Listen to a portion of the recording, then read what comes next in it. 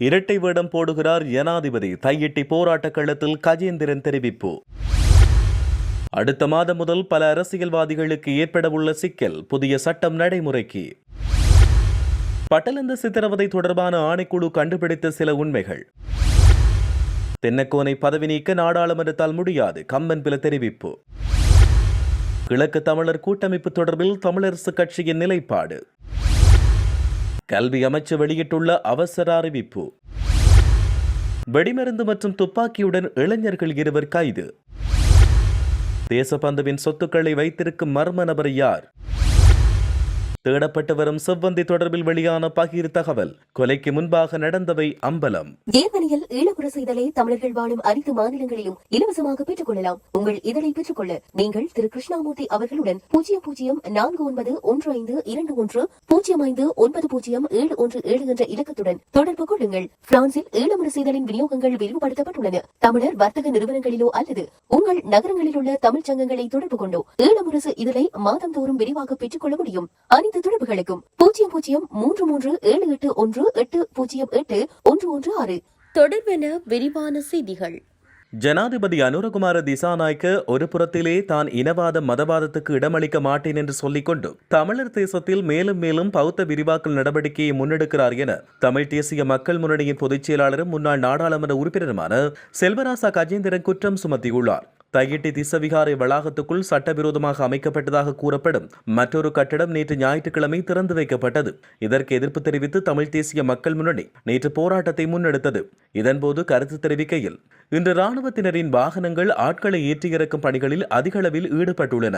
இதனை நாம் வன்மையாக கண்டிக்கிறோம். இந்த காணிகள் விடுவிக்கப்பட வேண்டும் என்று கோரிக்கை முன்வைக்கப்பட்டு தொடர்ச்சியாக போராட்டங்கள் நடைபெற்று வருகின்றன. இந்நிலையில் 2 நாட்களுக்கு முன்னர் கூட கொழும்பில் காணி உரிமையாளர்களை அமைச்சர் சந்தித்து இது உங்களுடைய காணிகள் என்று சொன்னால் விடுவிப்போம் என்று ஒரு புறத்தில் கூறிக்கொண்டு மறுபுறத்தில் அதே அரச இயந்திரம் சட்டவிரோத விகாரை வளாகத்துக்குள் அமைக்கப்பட்ட கட்டட திறப்பு விழாவுக்கு அரச வளங்களை பயன்படுத்திக் கொண்டிருப்பது என்பது அனுர அரசின் இரட்டை முகத்தை காட்டுகிறது.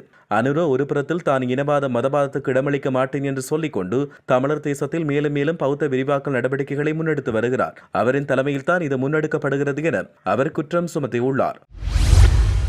முறைகேடான சொத்துக்களை அரசுடைமையாக்குவதற்கான புதிய சட்டங்களை உள்ளடக்கிய சட்டமூலம் நாடாளுமன்றில் சமர்ப்பிக்கப்படும் என அறிவிக்கப்பட்டுள்ளது. தேசிய மக்கள் சக்தியின் நாடாளுமன்ற உறுப்பினர் சந்தன சூர்யாராச்சி இதனை தெரிவித்தார். இது தொடர்பில் அவர் மேலும் தெரிவிக்கையில், முந்தைய அரசாங்கத்தின் காலத்தில் சட்டவிரோதமாக அல்லது முறைகேடாக கையகப்படுத்தப்பட்ட அரச சொத்துக்களை அரசுடைமையாக்குவதற்கான புதிய சட்டங்களை உள்ளடக்கிய சட்டமூலம் நாடாளுமன்றில் சமர்ப்பிக்கப்படும். இந்த சட்டத்தின் மூலம் இந்த நாட்டில் அரச சொத்துக்கள் மற்றும் பொது நிதியை துஷ்பிரயோகம் செய்யும் தனிநபர்களின் எந்தவொரு சொத்தும் நீதிமன்ற நடவடிக்கை மூலம் சட்டப்பூர்வமாக அரசுடைமையாக்கப்படும். மேலும் குறித்த சட்டமூலம் ஏப்ரல் மாதம் 8ஆம் தேதி நாடாளுமன்றில் சமர்ப்பிக்கப்படும் என அவர் தெரிவித்துள்ளார்.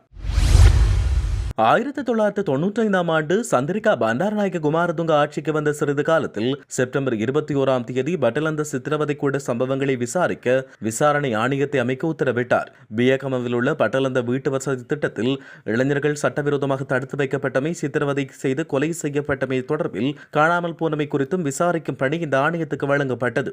இந்நிலையில் 1988 மற்றும் 1990க்கு இடைப்பட்ட காலப்பகுதியில் பட்டலந்த வீட்டு வசதி வளாகத்தில் நடந்த கொடும் நிகழ்வுகள் தொடர்பான ஆணையத்தின் சில முக்கிய கண்டுபிடிப்புகள் வெளியாகியுள்ளன. 1988 ஜனவரி 1 முதல் 1990 டிசம்பர் 31 வரையிலான காலகட்டத்தில் பட்டணந்த வீட்டு வசதி வளாகத்தில் உள்ள பல வீடுகளில் பலர் சட்டவிரோதமாக தடுத்து வைக்கப்பட்டு சித்திரவதை செய்யப்பட்டதாக தெரிவிக்கப்பட்டுள்ளது. அந்த நேரம் இந்த வளாகம் அரச உர உற்பத்தி கூட்டுத்தாபனத்தின் கீழ் இயங்கி வந்தது. அத்துடன் அது தொழில்துறை அமைச்சகத்தின் கீழ் இருந்தது. அப்போதைய தொழில்துறை அமைச்சராக இருந்த ரணில் விக்ரமசிங்கே பதவி வகித்தார். கரணி போலீஸ் பிரிவைச் சேர்ந்த அதிகாரிகளுக்கு பட்டலந்த வீட்டு வசதி திட்டத்தில் வீடுகளை ஒதுக்கி விடுவிக்குமாறு அரச உர உற்பத்தி கூட்டுத்தாபன அதிகாரிகளுக்கு ரணில் விக்ரமசிங்கே அறிவுறுத்தியதாக ஆணையத்தின் கண்டுபிடிப்புகள் வெளிப்படுத்தியுள்ளன.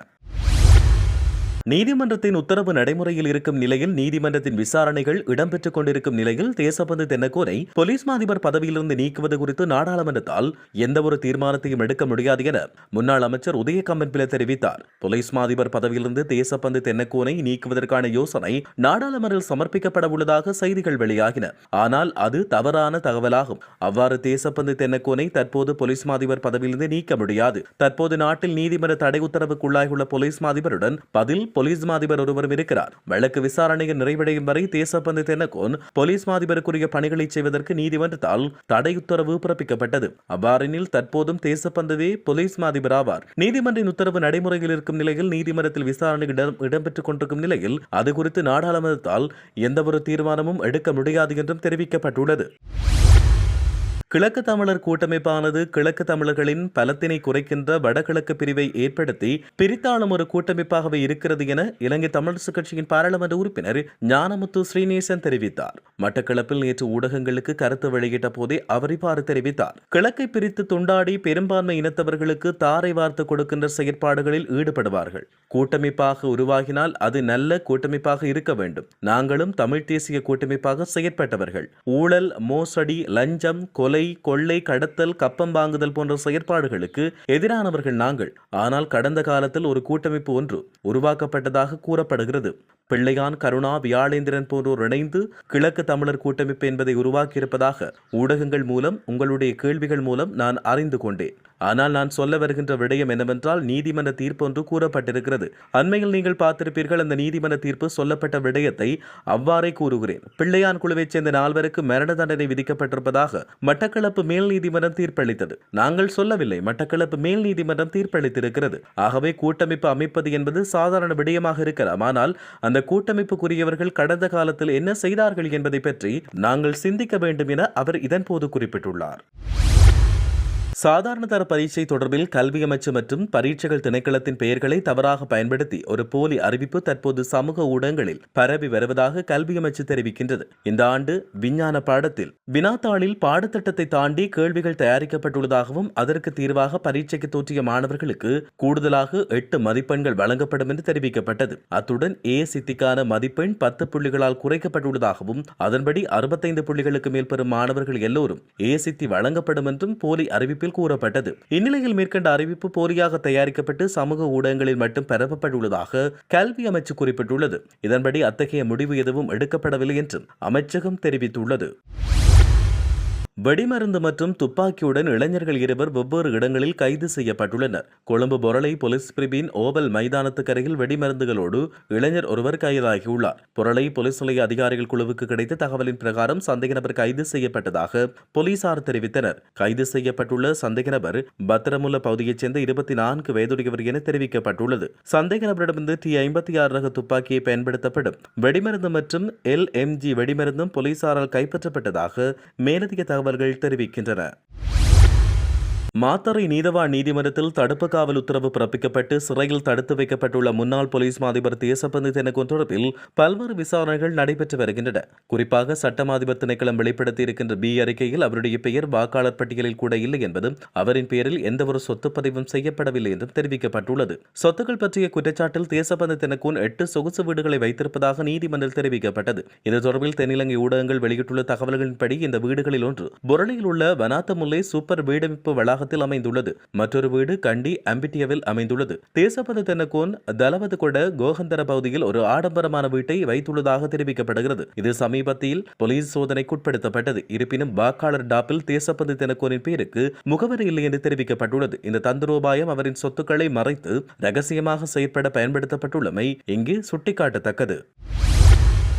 கனேமுல்ல சஞ்சீவ கொலை செய்யப்படுவதற்கு 2 நாட்களுக்கு முன்னர் துப்பாக்கிச்சூடு நடத்திய கமாண்டோ சமிந்தவும் செவ்வந்தியும் ஒத்திகை பார்த்துள்ளமை விசாரணை மூலம் தெரிய வந்துள்ளது. சந்தேக நபர்களான இருவரும் சம்பவத்திற்கு 2 நாட்களுக்கு முன்னர் நீதிமன்றத்துக்கு சென்று ஒத்திகை பார்த்து திட்டத்தை ஒழுங்கமைத்ததாக கொழும்பு குற்றப்பிரிவைச் சேர்ந்த சிரேஷ்ட போலீஸ் அதிகாரி ஒருவர் தெரிவித்தார். இது தொடர்பான தகவலை தற்போது தடுப்பு காவலில் உள்ள மட்டக்குழிய பகுதியைச் சேர்ந்த சந்தேக நபர் ஒருவர் போலீஸ் அதிகாரிகளுக்கு வழங்கியுள்ளார். குறித்த நபரை அவர்கள் இருவரையும் நீதிமன்ற அறையை காட்டுவதற்கு முன்வந்ததாக போலீசார் தெரிவித்தனர். மேலும் நீதிமன்ற அறையை காட்ட முன்வந்ததற்காக செவ்வந்தியிடமிருந்து 2000 ரூபாய் பெற்றதாகவும் அவர் தெரிவித்தார். நீதிமன்ற அறையை காட்டிய பின்னர் துப்பாக்கிச்சூடு நடத்தியவரும் செவ்வந்தியும் துப்பாக்கிச்சூடு நடத்திய பின்னர் பாதுகாப்பு அதிகாரிகள் எடுக்கும் முடிவுகள் உட்பட இருவரும் நடித்து ஒத்திகை பார்த்துள்ளதாக தெரிவிக்கப்பட்டுள்ளது.